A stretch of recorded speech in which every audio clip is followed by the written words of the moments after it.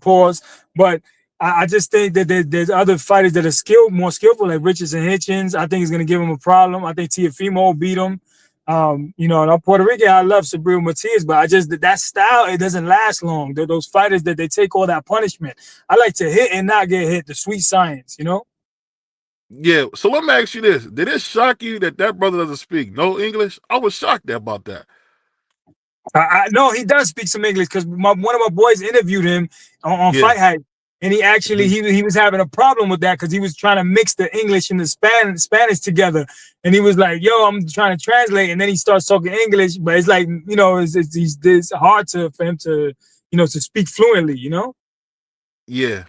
I'll say that because when me and Tommy went up to him and I was talking to Right? him in English, the nigga looked at me like I was from another planet. I'm surprised, man. I mean, he probably struggles with it, with the English. So he probably was like, "Oh, I don't have my interpreter with me." Nah, he probably recognized BBO talking crazy on YouTube too. Maybe. That brother said he didn't want no smoke with BVO, man. Now you got it. You better start some nonsense, man. Yeah, I was shocked. I was shocked that he was that tall. He about 6'1"? He pretty tall for 140. I'm 6'1", so he was up there. I got pictures with him too. Yeah. At the fight. Yeah, he's pretty tall. Yeah, I was shocked about that. I'm thinking like he should really be doing, be the guy down there. But speaking of that, man, one thing I want to ask you, when you seen that fight with Xander, did you expect him to run like he did that fight? I thought he was using his boxing ability. He was in there with a tough fighter. Garcia's tough. And you don't want to fight, toe to toe with a fighter like that. You want to try to outpoint them. So I seen him moving his head. He was being pretty slick with it. You got to get on your bicycle sometimes when you fighting a guy like that. Well, no, John, I see you being politically correct. When it's blacks doing that, y'all call that Tom and Jerry. I like how you do that, John. I like how you do that. Then you put that smile on like we don't know what you're doing, man. Now, my favorite fight is Pernell Whitaker, so Oh, he really ran. So go ahead. Nah, he never ran, man. He stayed in the pocket, right with you with no power. He don't got no power. He still stayed in the pocket. He dropped Oscar though. I'd give him that. He dropped the old Oscar. Yep, he did, and it ain't counting. Yeah, exactly. But go ahead, Doug. Now, only BVO call that running. Most of us, anybody who watching boxing, actually know you can't force a fighter to fight no type of way. You fight to your skills. You know what I'm saying? If you end up with somebody that want to keep you at the end of their punches, you're gonna make sure you ain't at the end of their punches. It is what it is. So, but I wanted to ask this, man. So we've been hearing a lot of talk, especially today, with Bud working with Canelo in training camp, those type of things. It seemed like people have this huge outrage that Bud is helping Canelo get ready for. Boots is helping Canelo get ready for the Bud fight. I mean, from as long as I've been watching boxing, fighters don't help each other continuously. You know what I'm saying? If your style is very similar, then come in and get some work. Especially if you're a young guy and you got somebody who's a first ballot Hall of Famer, in my personal opinion, in Canelo. Do you think the outrage is called for? Do you think it's out of order, as I would call it? Or what's your thoughts on that? Well, as far as the culture goes, I can understand them being upset, like, because they want, black fighters to support other black fighters. But Jerome Boots Ennis was trying to fight with Terrence Crawford anyway. He was trying to get that super fight with Bud. So, I don't think so. I think it's an honor and a pleasure to get sparring with any fighter that has, like you said, has that similar style. So I can first, as far as like if I was Boots, I want to spar with Canelo because he's one of the best fighters ever, and I want to see how I do well against him. And if I happen to be helping you prepare, that's fine. But I want to get the work as well too. That's going to help prepare Boots for the 154-pound weight division, the toughest division in boxing, in my opinion. You got to go against Bakram, Virgil, Sebastian, and Xander, right? So I think he needs that work with Canelo because he's going to be in some stuff with at that division. So it's good for him. And I understand, the fans' points of view, but he's not friends with Crawford, so it's not like they're buddies, No, I absolutely agree, and that's why and like you said, this is a prime opportunity for Boots, especially having not fought at 54, and then getting to work with a legend in the sport I mean, it's an opportunity for both of them. You know what I'm saying? So I just seen the outrage, and I had to ask you that because it seemed like it's getting a little out of order. The other question, it don't seem like a lot of people as excited as I am, at least for Canelo and Bud. Do you think that the hype, or for that fight, do you think that the hype is missing? Do you think they start promoting it too early? What's your thoughts on what it seems like the lack of interest from a lot of boxing fans in this fight?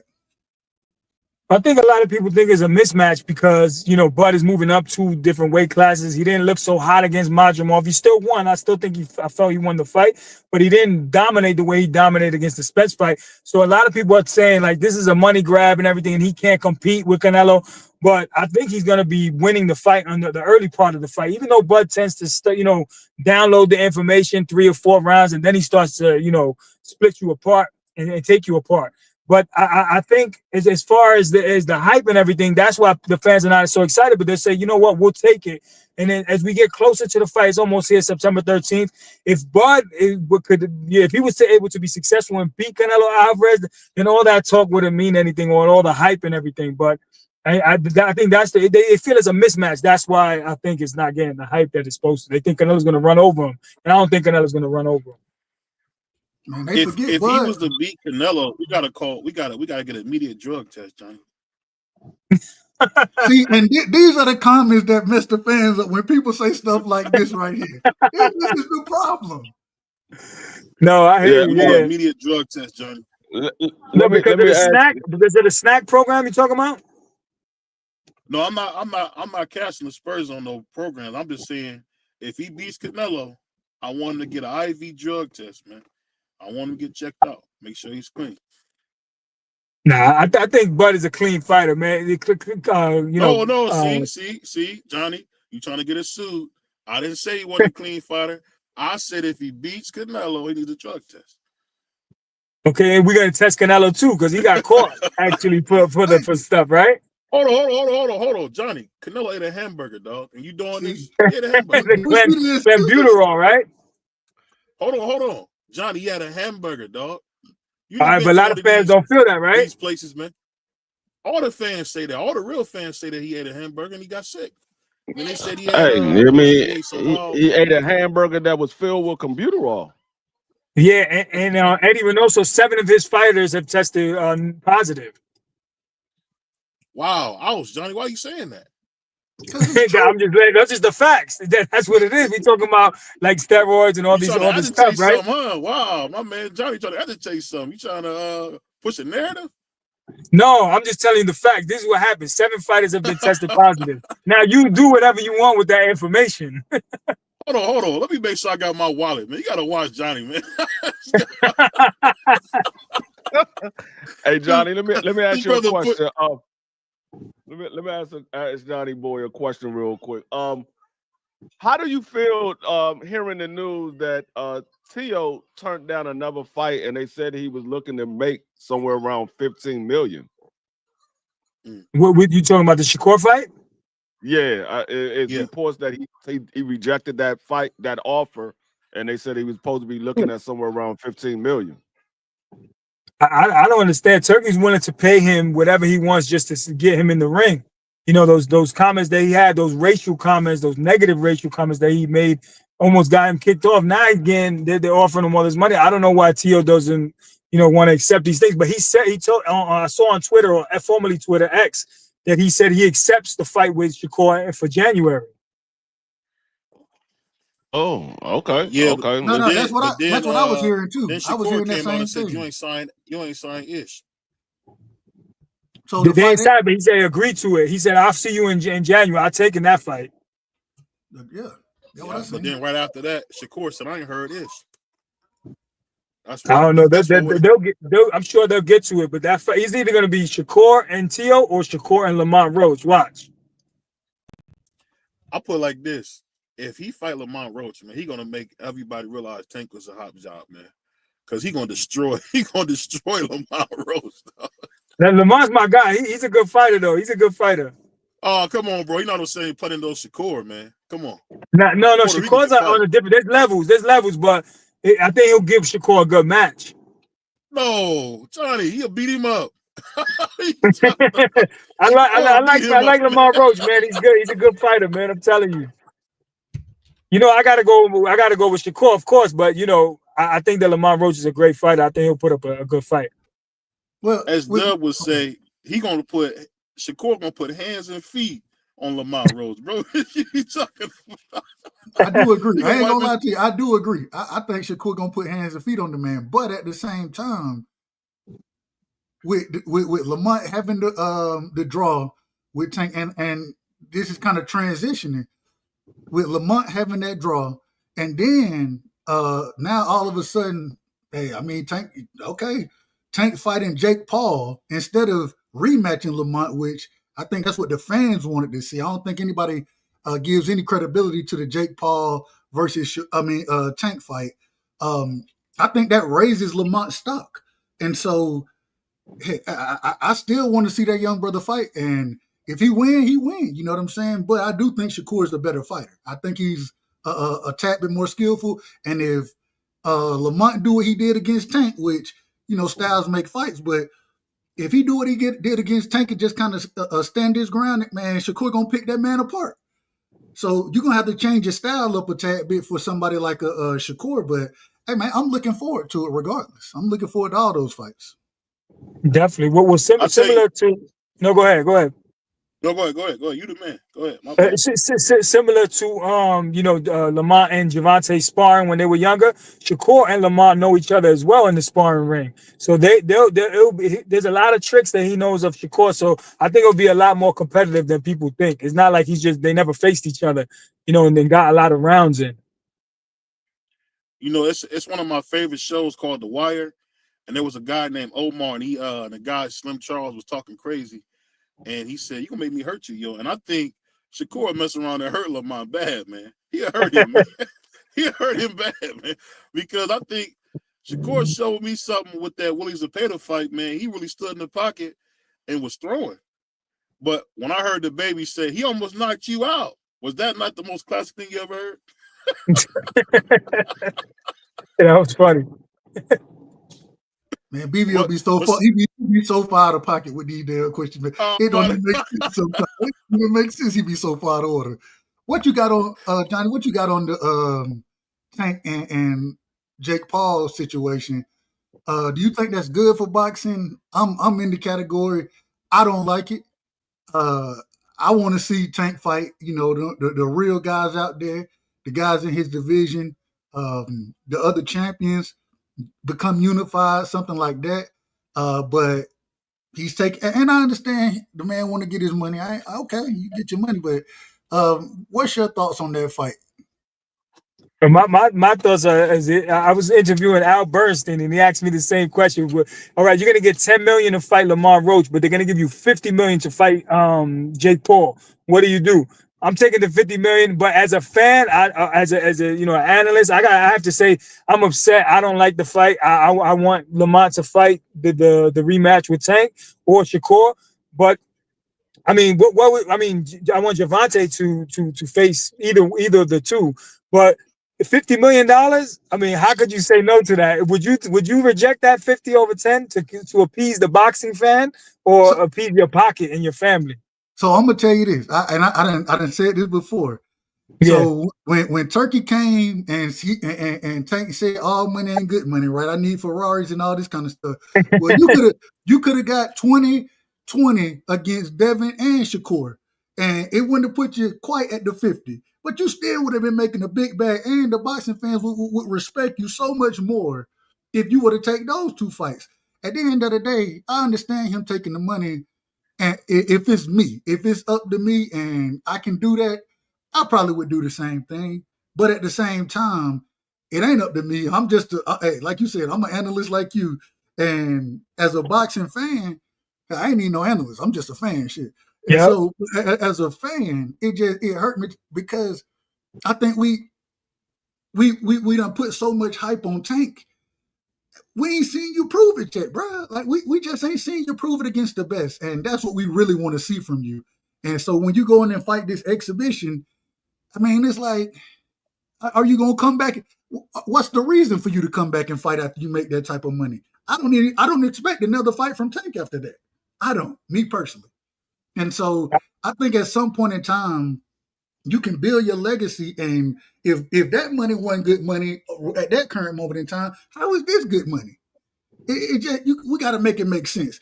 If you were to make, because Turkey, according to Tank, when he said he needed the 2 Ferraris, Turkey was willing to offer this man a ton of money to fight at Devin Haney, right?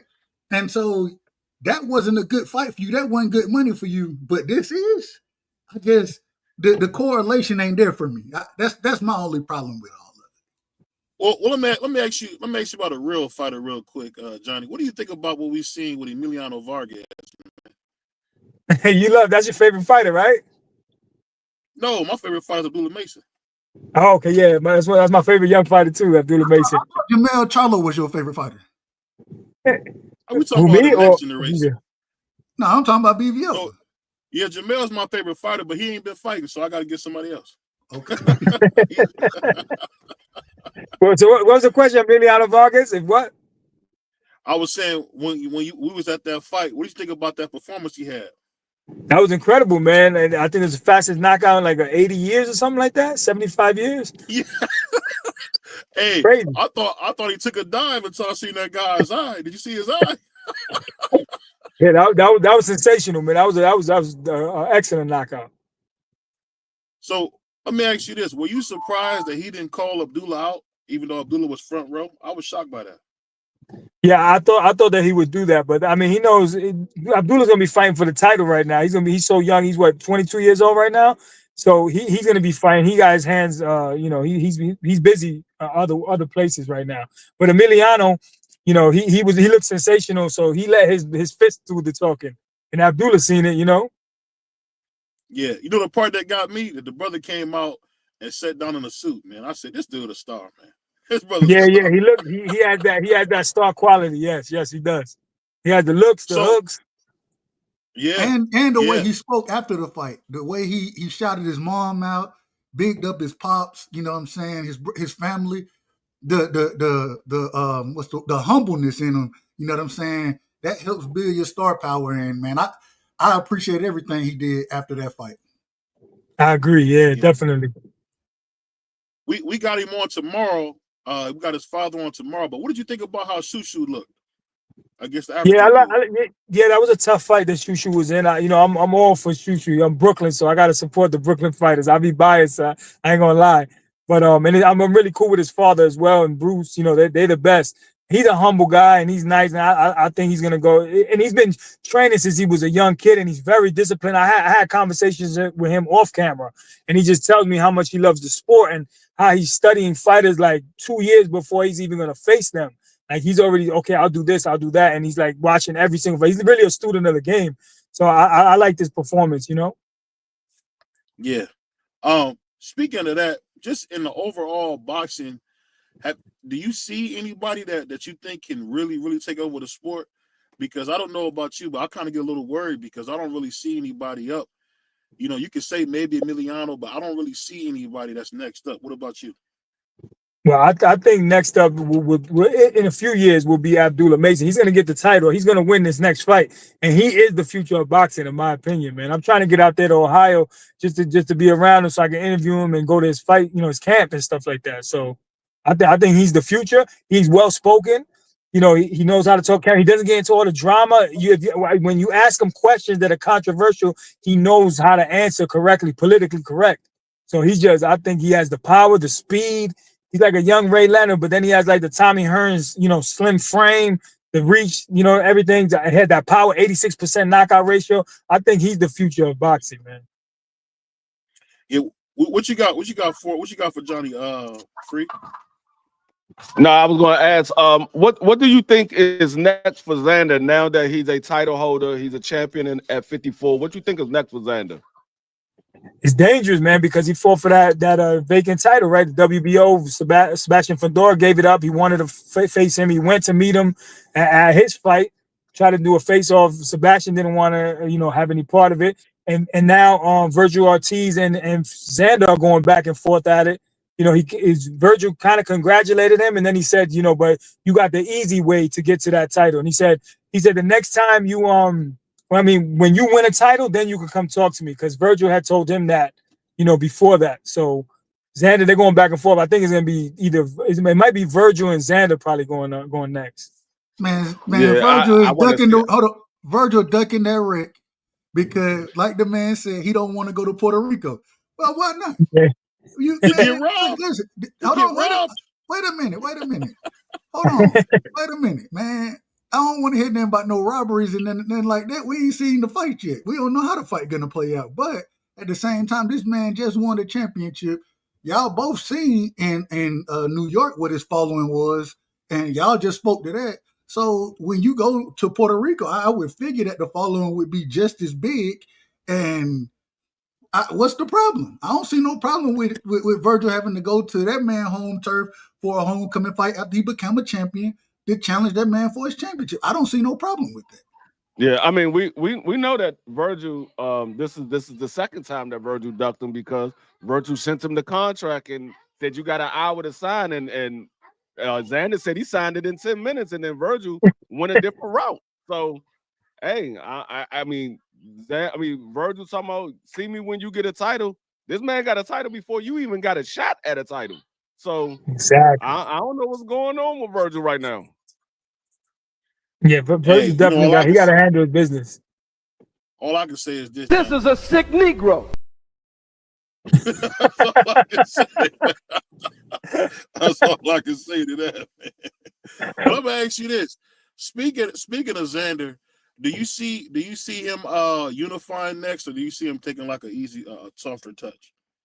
Well, yeah, I think they're going to have him fight somebody in Puerto Rico. They want him to look good and win, because remember, Sabril Matias lost over there to Hitchens, right? Mm-hmm. Or not to Hitchens, I'm sorry. Sabril, who did he lose to? Sabril Liam Parrow, I'm sorry. Yeah, so they don't want that to happen again. I heard that the fans left all the Puerto Rican flags on the floor when Sabril Matias lost. No, that's what the reporters told me, that there was flags all over the floor. So Xander doesn't want to lose in Puerto Rico. So they're gonna probably have him fight a tune-up or somebody that they feel he can beat. But I'm sure he'll take Virgil Ortiz next, or anyone else. He wants to fight. He wants to unify. But I'm sure that Top Rank is gonna get him a title defense. Hold on, so Matias made people drop the flag? Yeah, that's what they told. One of the reporters was there. He told me there was flags all over the floor. He got. What are they gonna do with him? I don't know. Who knows? Take him home? Ain't nowhere to take him. But I'll say it. Go ahead, Doug. So you said something earlier, Johnny, man. Yeah. You said that 154 is the toughest division, right? Yeah. And I don't disagree one bit whatsoever with you. I love what we got at 154 right now. I love all the possible matchups that we have there. Who you see reigning supreme in that division? If I hold your feet to the fire, you had to pick a fighter, right? Other than Virgil. Hold on, man, calm down. If you had to pick a fighter, you know what I'm saying? Which guy would you pick to reign supreme in the division? He beats everybody in that division. Well, I think once again, it don't even matter what I think. What you think as far as who reigns supreme in that division? There's so many tough fighters: Sebastian Fundora, the Giant, Virgil, Xander, Bakram. Don't sleep. Bakram is a killer, man. He destroyed Tim Tszyu. That guy's a nightmare as well. But if I had to bet at all, someone who hasn't fought at 154 but is at 154, it would have to be Jerome Boots Ennis. I think he's the most skilled, the most talented fighter, and I think he's going to rule that division. Hold on, man. You gotta let the man. Can't even let the guest finish before you start talking crazy. Johnny's my homeboy. That's my guy, man. This guy's talking about Jerron Ennis. Come on, man. That's my guy, man. I'm telling you, watch, man, watch. I can't wait till somebody put him to sleep, man. I can't wait, man. He's too slick, man. He's a switch hitter just like Crawford. He's too slick. You say what? He's too slick. He's a switch hitter just like Crawford. No did it. I said no did it. I say no did it. No did it.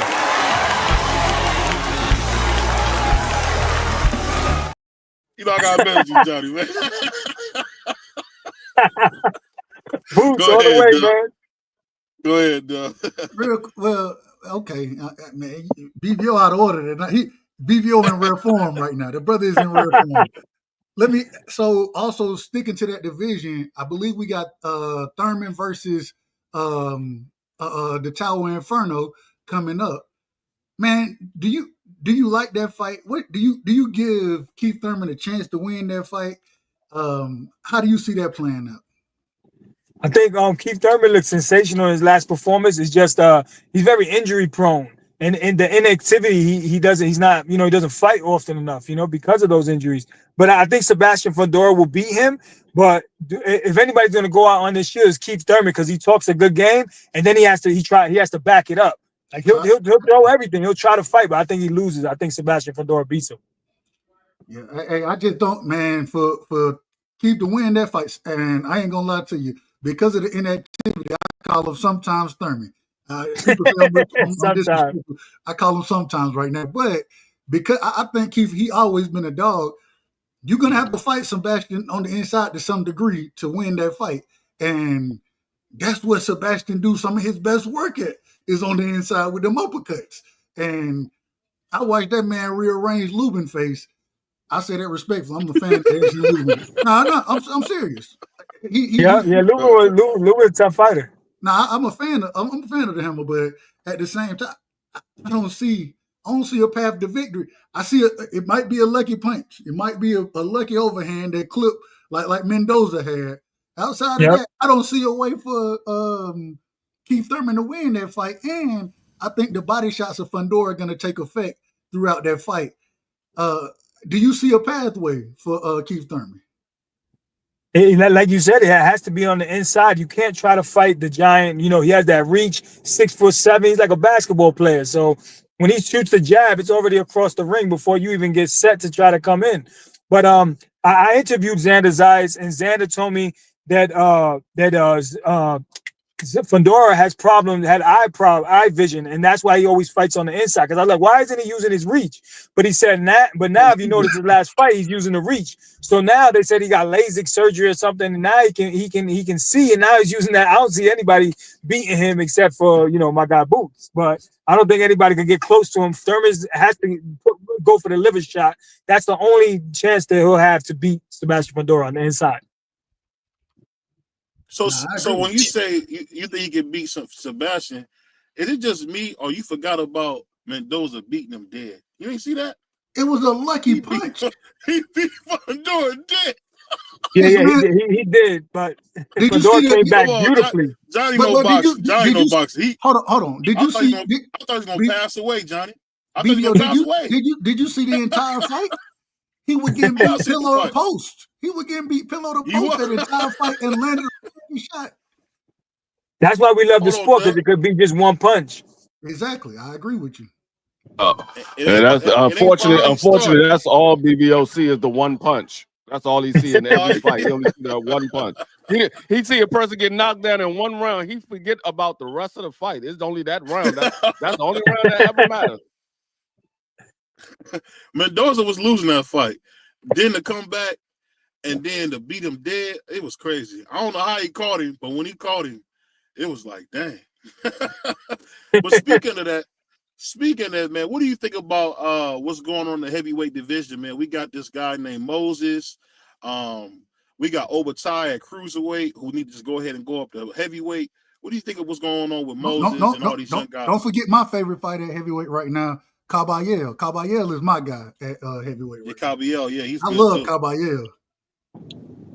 Yeah, I mean, I like Moses. He looked sensational the other night. But I think it's gonna be difficult to beat Usyk. Usyk is he's ready, even though he's 38 years old, which is old boxing years. But he's on point, man. It's gonna be difficult to beat him. But Moses has a good chance to to be competitive against him. I would agree with that. Even though he fought Dillian White, who was half dead, I would say Moses did look good. He looked good. He looked great. But go ahead. Do you think that if it in a fantasy fight, right? It's a fantasy fight right now, but Caballero versus Atamo, Atama. I hope I say the brother last name. I'm gonna call him Moses like BVO do. Who would you pick in that fight? That's a close fight, man. Both fighters are great, but I have to lean towards Moses, man. Okay. He run it down the middle a lot too, so I ain't mad at him. But I'm telling you, man, I think Caballero tougher than people give him credit for. The break Big Bang down like he did. The breakdown. What's the big Russian guy name? I can't remember his name now. Damn, I call his name in the other. You talking about the Russian dude? I mean, yeah. No, he like 6'7". He like 6'7". The one that always crack his neck. The one that always crack his neck. That one right there. Hey, broke him down to the body, man. I think that the body work that he does is lost in the sport of boxing to some degree. You know what I'm saying? Yeah, everybody's a headhunter. Yeah, everybody looking for that big shot, and we know. Hey, if you break when you put that water in that tank, it start to weigh you down. You know what I'm saying? And his latest stoppages, they came from knockouts to the head. It came from body shots. You know what I'm saying? Working the body continuously, taking shots in that high guard. Man, I think I'm a big fan of Caballero, man. He seemed like one of the old school guys to me. You think he beats Moses? I ain't say that. I ain't going that far. I will say, if I had to put, I would make it a 60-40 fight for Moses. Okay. I think Moses, he's so loose and powerful. I don't think he try to be powerful at times. You know what I'm saying? He just try to touch you, but we seen against Dillian White. When he touched Dillian White didn't know what the hell was going on. Respectfully. I say that respectfully. He disappeared. So all I'm saying is I think it's a tough fight for both of them. That's the matchup. I think if it came to Joseph Parker and Caballero or Moses, I got both of them being Joseph Parker. Yeah, I agree. I got Caballero being Usyk right now, me personally. No way, really? About it. I do. No way. I'm telling y'all my opinion. Yeah. Wow, that'd be a good fight though. I could be out of order. That brother must have had a chocolate milk or something, man. If Usyk go out there and put hands on Caballero, I ain't got no problem with it. I like Usyk. You know what I'm saying? So I just think, man, Caballero remind me of the old school guys, man. He gonna go through the fire. You know what I'm saying? He gonna stick to his game plan. And that body work is different from him than any other heavyweight that we've seen that we've seen right now. And so I'm a fan of that. You know what I'm saying? I like to see that type of work. So that's why I would say that. But at the end of the day, I could be very wrong. I could be very wrong for that. Well, let me ask you this real quick. I'm gonna show you two pictures, John. I don't know if you can see your phone, but I'm gonna show you this picture. I don't know if you see this, man. We had my man Tommy, man. He had tears in his eyes, man, when he was with Xander. I was there with him. I was there. I was right there. That was after the fight. Was he crying hard like they said? A little bit. Nah. I seen him crying when he met Wilder, so I wasn't sure if he was crying harder when he met the Puerto Rican or he met the brother. Nah, he was good. And we got one more picture, man. We got my man Prize and the future Keith Cologne. What you think about this kid, Keith Cologne, man? Oh man, I'm real close with Keith. I interview him all the time, you know, and his father always calls me all the time. So Keith, I'm a big fan of him. I love the way he moves. He's focused. He's in college. He's doing boxing. Like, he's just a good kid all around. He didn't have all the outside things going on, you know, girlfriend problems, street problems. You know, these fighters, these young guys, especially come in. He's in Newark, right? So you're in the ghetto, you're in the hood, and you get caught up with all these friends. He's just a good kid, and I think he has all the talent, all the skill. He has his father in his corner. I mean, I think he's gonna go really far, man. Salute to my brother Prize, fighter, saying salute to the guys, man. Shout out to Prize, man. Shout out to Prize. Only thing that worried me about Keith is it's like we had my man Noah Ash on. He kind of was feeling bad because he was like, I didn't really go to school. I'm like, F them books, man.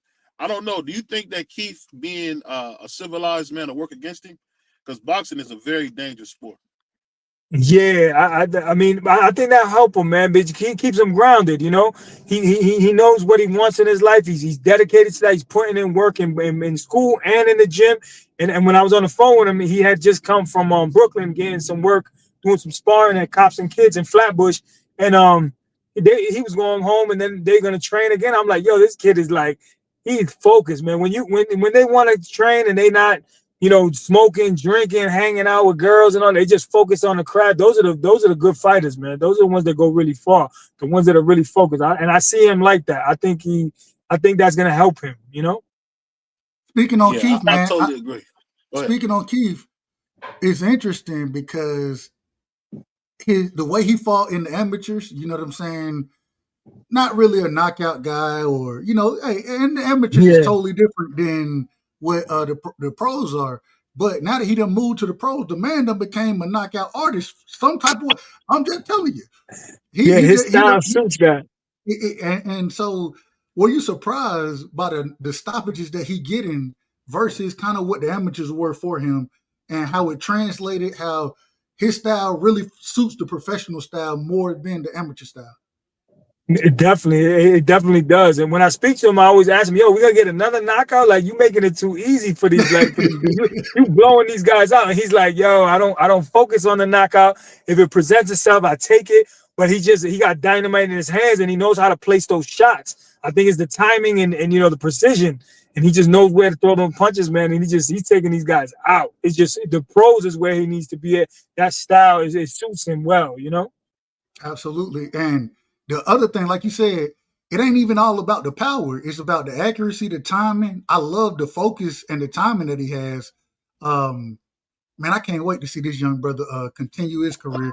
I think he got a good future in the sport, but it's so refreshing to see a guy who does have a future in the sport, in my personal opinion, also make sure I got something to fall back on and putting the work in on both fronts. And man, that can't be easy.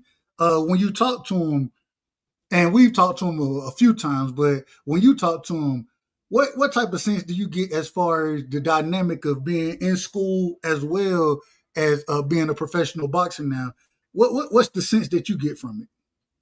I just think he's putting a lot of pressure on himself by going to school and then going straight to the gym right after that. Like, I did an interview with him. He was at college. I think he's at Rutgers, right? So he's like, "Yo, I had to sneak into a private room just to get this interview. Now I'm going straight to the gym."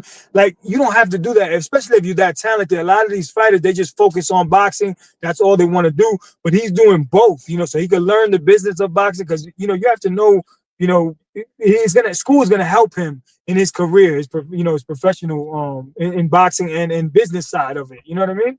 So you want to know what you're doing. And when I speak to him and his father, they're like, "We're not signing to this promoter yet. We're doing this." Like, I see their plan, their game plan. They're really intelligent, and I think that he's just gonna do phenomenal. And that he's putting the pressure on himself by going to school and doing boxing. So I like that, man. About it. I was really impressed with him, because me personally, I'm not gonna do school. I'm just gonna focus on boxing. That this is my ticket, and I'm just gonna school. I never really liked school. A lot of these kids don't like school. So I could understand if he didn't do it, but man, he's going to school and he has to do homework and turn in these papers and really take it serious and get a good grades. Man, he's just a phenomenal kid. That's what separates him, I think, from all the other fighters. That's what I like about him, actually. And as we spoke on some of these other fighters, so well spoken.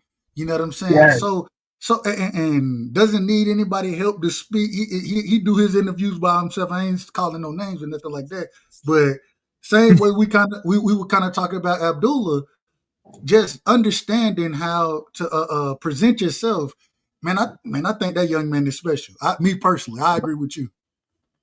Definitely. These are good. I like these good kids, because I was a knucklehead when I was young. So I wasn't well spoken, and I'm still not well spoken. But I mean, these kids are like, I love to see when they're not getting in trouble and they have their father there, guiding them and helping them make those decisions. It just makes them a better fighter. The ones that are wild and they got to that level, but there's no rules. There's no system to keep them in check. But I think with his father and his discipline, I think he's gonna be champion, man. I think he's gonna have a wonderful future in boxing. Even real quick, last point to speak on Abdullah. When I listened to him give his interview at one point in time, he had his brothers up there with him, father in the back. You know what I'm saying? He shot all his brothers out. You know what I'm saying? Telling, hey, if it weren't for them, it wouldn't be no me. And so he passing that credit around. And I think that one of his brothers, I don't want to mess the names up, because but I think he got 4 other brothers. I say that respectfully. Yeah. And so, But the way he gives credit and speaks on their abilities as well, man, I think that family, they have a great father over there.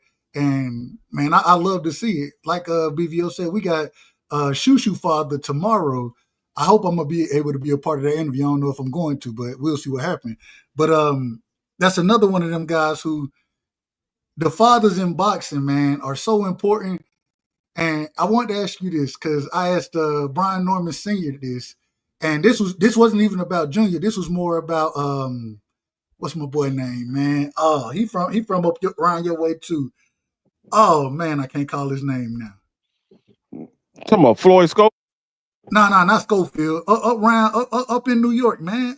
Richard man. Hitchens? No, not Richardson. And fought on top rank for the longest. He still fight on top rank. He got a loss. I think he got 2 losses. Well, he got 1 loss and a draw, I believe. Damn. Jermaine Ortiz? Nah, not Jermaine Ortiz, man. Chris Colbert? Colbert? No, y'all know exactly who I'm talking about. When I find the name, I'm gonna tell you. But yeah. I listen to the fathers speak to their sons sometimes, and there are times where I heard this guy, he's talking to his father in the middle of the fight. You know what I'm saying? And having the ear of your son, I always thought that was something special. But when you have the ear of your son, you can say certain things that don't always sound good to the fans. One time, Brian Norman Sr. told Junior, well, go figure it out then. And that whole go figure it out, it wasn't we hadn't trained for this or this is on you. It was, now you know what you need to do. You know what I'm saying? And so what's your thoughts on the fathers having their ears in the sport of boxing? Well, I just interviewed Brian Norman Sr. and I think he's a great for his father. But I think sometimes the father-son relationship can mess up the fighter, like Teofimo and Teo Sr. Sometimes Teo Sr. is like too aggressive and controlling, and he doesn't give Teo Jr. He doesn't give him freedom to do what he wants to do and to make his own choices. But Brian Norman Sr., I think he's phenomenal. Abdullah Mason's father and his brothers, I speak to all of them all the time. Amir is the oldest of them, and I asked him about the girls, and I asked him about hanging out. What do you guys think about being in New York City? And he's like, yo, we just don't think about that way. We focus on boxing. We family. We think about family. It's really noisy here. So when I hear that, I'm like, yo, these guys are in the house. They're not hanging out, going to clubs and hanging out like some of these other younger fighters. You know what I mean? Like Adrian Broner or something like that. You don't have to worry about that. And the father in the corner, that relationship where they so tight, those are good relationships. I think like Danny Garcia and Angel Garcia, he wouldn't give him freedom to move around sometimes. But particularly Teo Sr. and Teo Jr., that relationship, I think if he were bringing another coach, I think that Teo could get even better. And Jihad Tucker, that's exactly, I appreciate, shout out to my brother TD Sports. Jihad Tucker is who I was speaking on. I apologize for not being able to yeah. But I watched Jihad Tucker in the ring, and he's talking to his dad in the middle of the round, you know what I'm saying? And gaining points. I got you. Yeah, all right, I see it. And I just think, man, and I agree with you. It depends on the father. It depends on the relationship because I said previously that I thought that Devin would do better if he had somebody else in his corner instead of Bill. At the same time, I understand, and my whole thing was, man, you can have somebody else, have that person tell Bill and have Bill tell Devin because Bill got Devin ear. You know what I'm saying?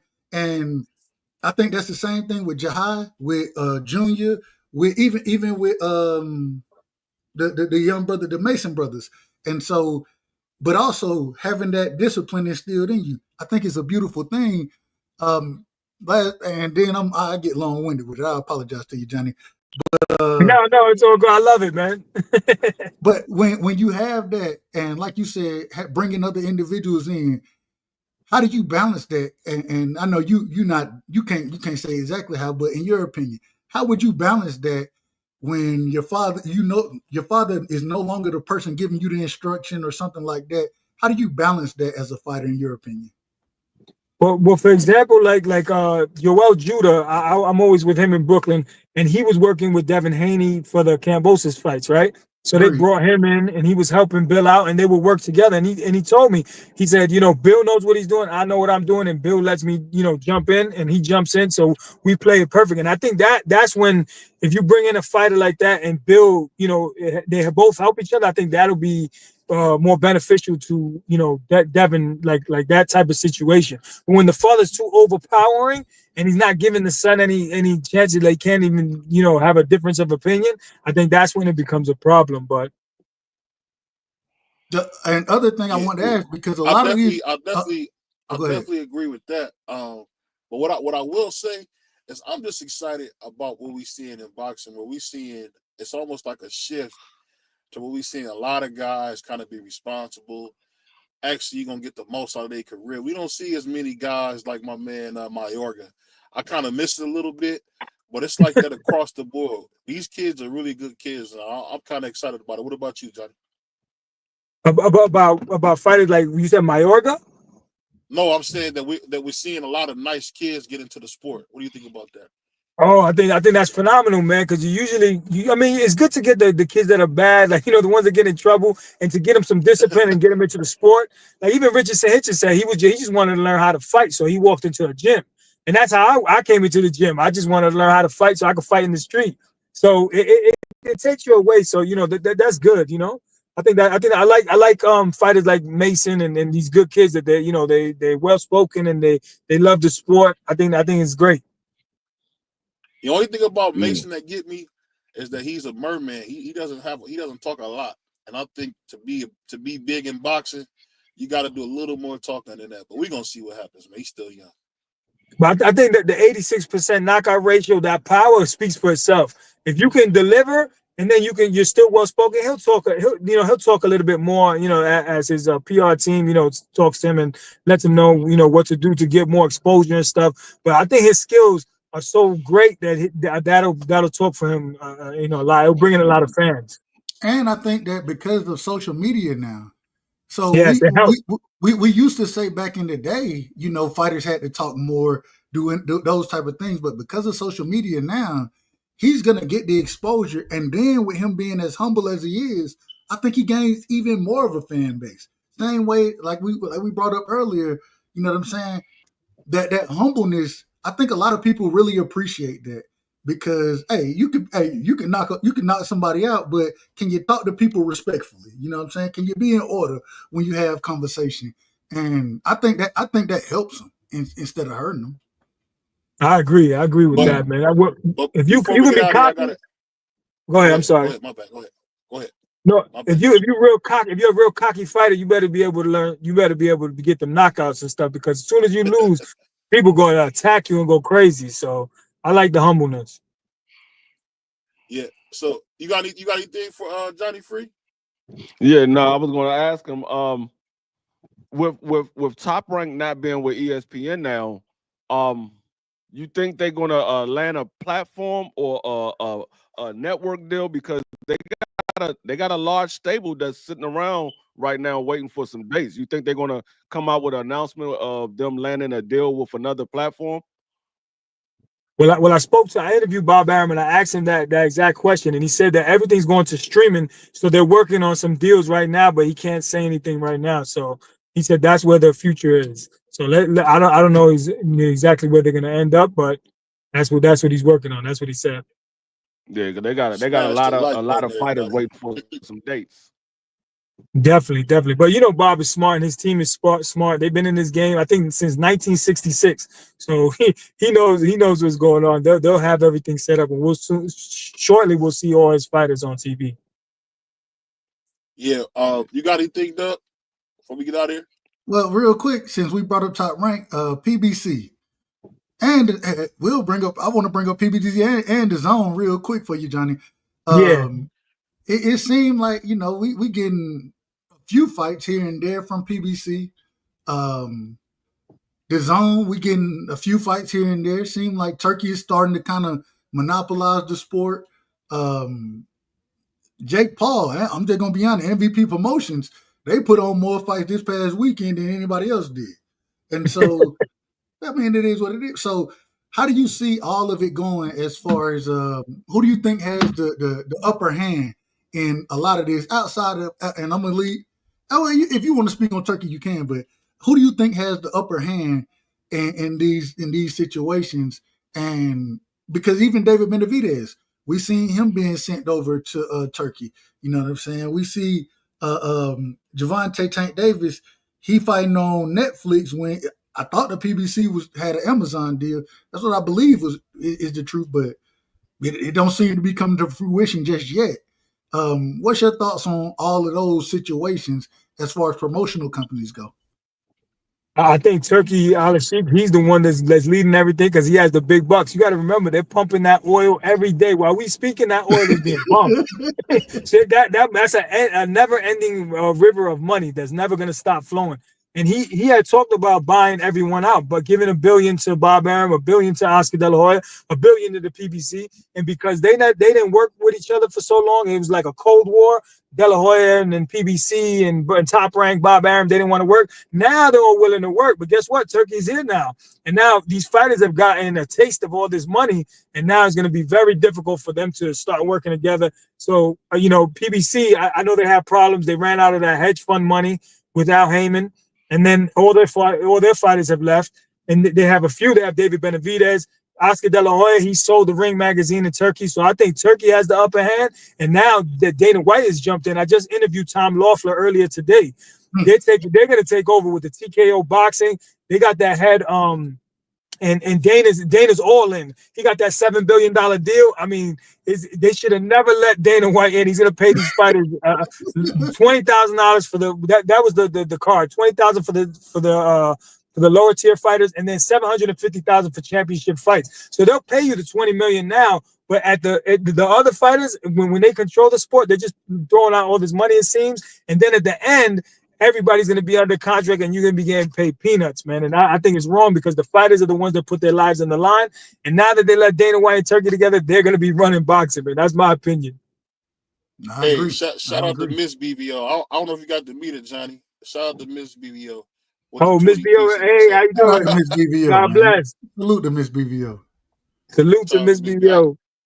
We had a ball. We had a ball to fight. I think my favorite part of the fight was I did not know that Puerto Rican Tommy knew everybody.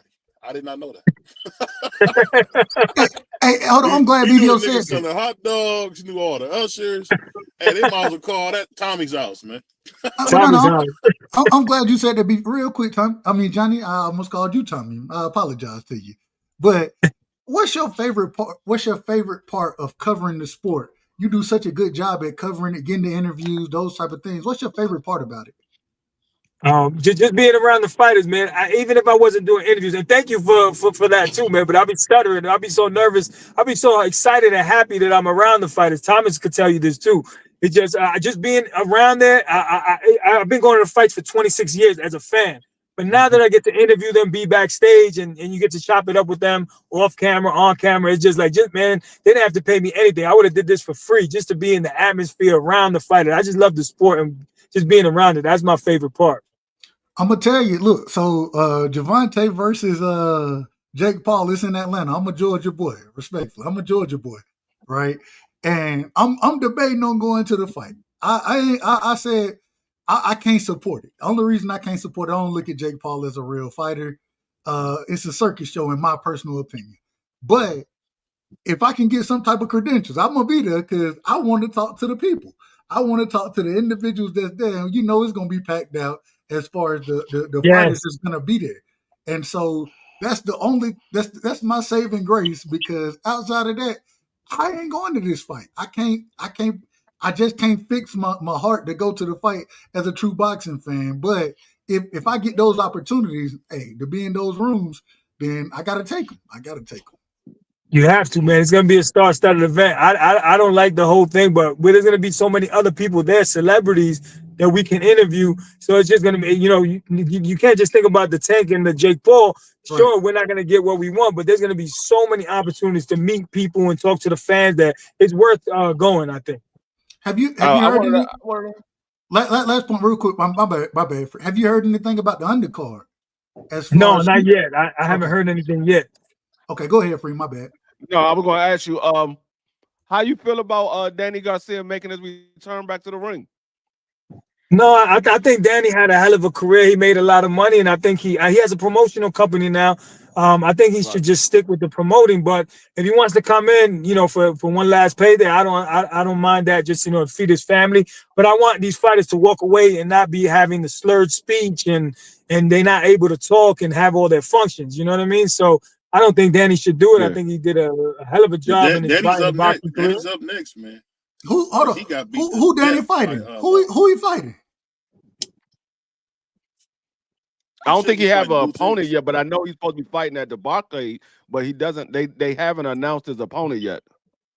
Well, I'll support him, but I don't want to see these fighters keep fighting. Keep continue to get hurt. I don't want to see the man take a knee again, bro. The man quit, and I say it respectfully. Man quit against Wilder. He quit against Wilder. Say he quit. He quit. But at the end of the day, I mean, I don't want to see the man have to necessarily quote unquote go out on his shield. I don't want to see that either. I like Dennis Swift. I like Swift. But the corner should have stopped it. His father should have stopped it. But his father was the one telling him to keep pushing.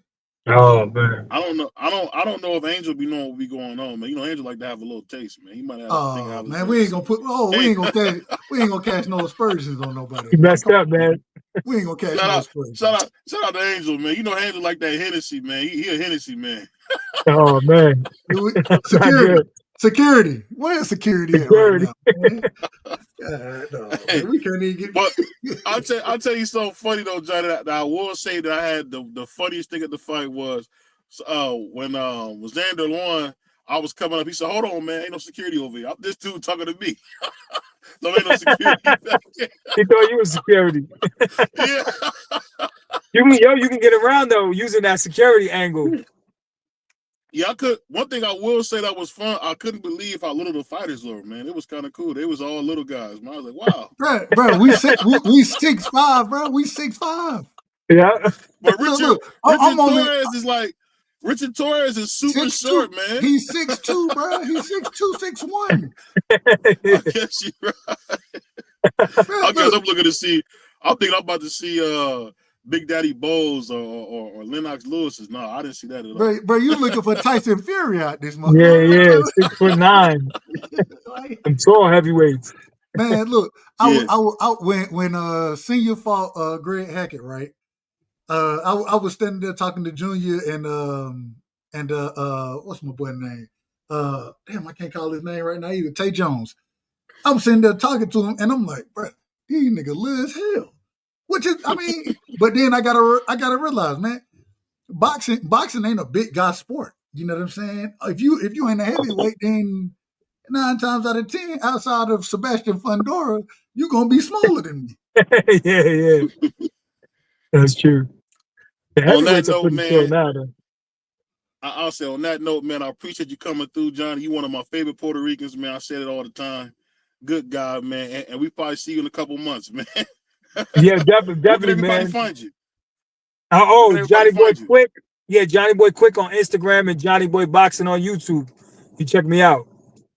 So check him out, man. He's a Puerto Rican. He just like he do like his fighters. He's pretty fair. So check him out. That's my guy, Johnny Boy.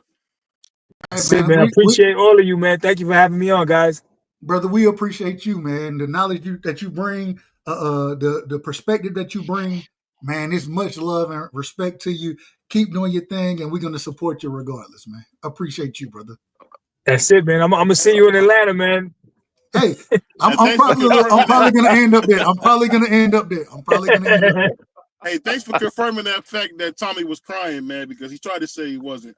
But I heard he tried to say he wasn't, right? I appreciate you. If you can, man, he's watching, man. Shout him out, man. Shout him out. My man TD. Yo, Tommy from the Bronx, man. The best in the business. Tommy, what's up? Shout out to TD, man. Hey, man, we heard you was crying, man. We heard you was crying, bro. We heard you was crying. I ain't heard none of it. I don't know what you're talking about. Hold on, let me show you the picture. You see the picture here? You can see I don't see no Tommy's tears. face. I see no tears streaming out his face. I thought he was an anime. He was crying so hard. Tears of joy. Tears of joy. Hey, one thing, Puerto Ricans gonna stick together, man. On that note, it's your boy BBL Boxing. It's your boy Dub Right Side, Puerto Rican free. Puerto Rican Johnny, and we out of here, y'all. Peace. Salute. Salute, fam. Salute.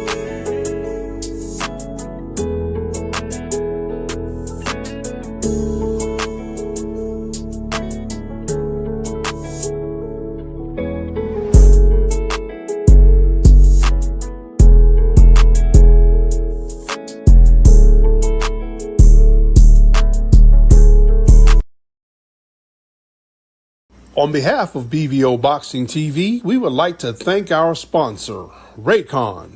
Don't forget to grab your Raycon Everyday Earbuds, the perfect bass model for premium sound, with active noise cancellation to block out distractions and transparency mode to keep you aware of your surroundings. They're ideal for your everyday needs. Just visit RayconGlobal.com. That's RayconGlobal.com and elevate your listening experience. Shout out to BVO Boxing. You understand? Check the boy out. Check the kid out. You understand?